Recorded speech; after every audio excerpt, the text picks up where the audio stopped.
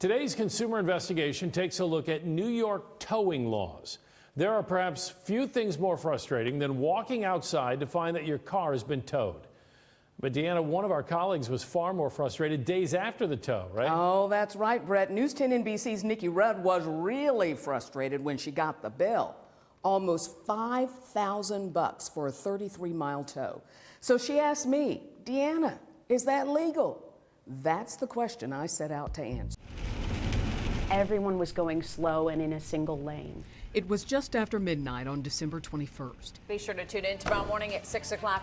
News 10 NBC anchor Nikki Rudd was driving home to Livingston County after having anchored the 11 o'clock news. Next thing I know, a semi was passing. And when the road is snow covered, you can't see the lanes. The semi hit her bumper, sending her sliding on the snow-slickened highway. And then I was kind of bouncing off his trailer. And that's when I thought, okay, this is how it all ends, right? Fortunately, Nikki is still with us, but her car was clearly damaged. Nikki has AAA, so when she called 911, the dispatcher offered to call a AAA service provider for her. And so dispatch called me back and said, we can't get a hold of any AAA tow truck drivers. I said, well, what am I supposed to do? Dispatch told her she had one other option. They said, well, there is this one place, but you have to request it. I said, okay. I request it. And so it was Bald Hill.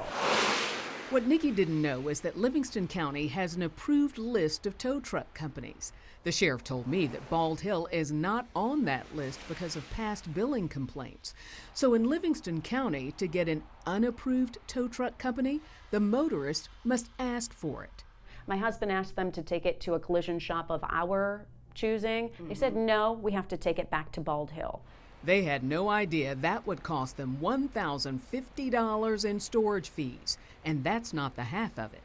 Next thing I know, we're getting a call that Bald Hill will not release my vehicle until my insurance pays a $4,000 bill. Her insurance company balked. After all, Bald Hill had charged $1,375 for a flatbed fee, $250 for accident recovery, another $250 night incentive fee, as well as a long list of $150 fees, an administrative fee, expressway fee, fuel surcharge, notification fee, gate fee, release fee, and special equipment fee. The insurance company's like, we're not paying $4,000. For days, her insurer tried to negotiate a lower price. And with each day, Bald Hill charged a $175 storage fee. Grand total, $4,837.50. And so, that's one of the things that happens when there aren't any caps on towing fees or on storage fees. Teresa Murray is the Consumer Watchdog Director with the Public Interest Research Group, PIRG. In 2021, it published a study on towing laws across the country, concluding that New York's laws designed to protect consumers from predatory towing are woefully inadequate, with the Empire State having only 2 of 14 of its recommended measures in place. New York did not, at least in 2021, have any kind of caps on towing rates or on the storage fees or how late the storage places have to be open. And in the last 3 years, she says nothing has changed. There are about a half a dozen states that have implemented new laws, but New York is not one of them. So I called Bald Hill with some questions. I'm calling about a bill for $4,837 for a 33-mile tow. The owner argued the consensual towing is not regulated in the state of New York, so he can charge what he wants. And by and large, he's right. When I reached out to the DMV, a spokesman told me DMV does not regulate the towing industry. That happens on the local level, creating a confusing collection of differing rules across the state. The last towing regulation at the state level was passed in 2010. Senator Jeremy Cooney chairs the Senate's Transportation Committee. What's your immediate reaction to a bill of more than $4,800 for a 33-mile tow?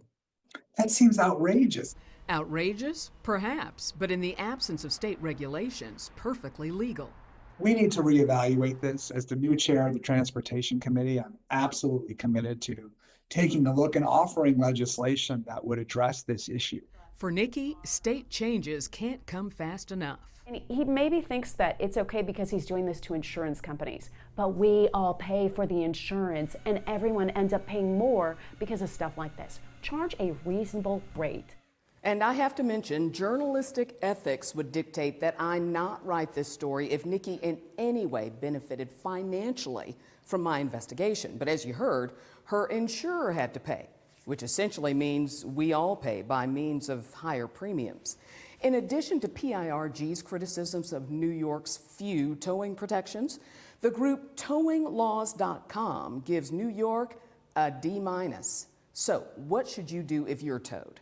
I have a link to PIRG's advice for consumers. That's on our website, WHEC.com.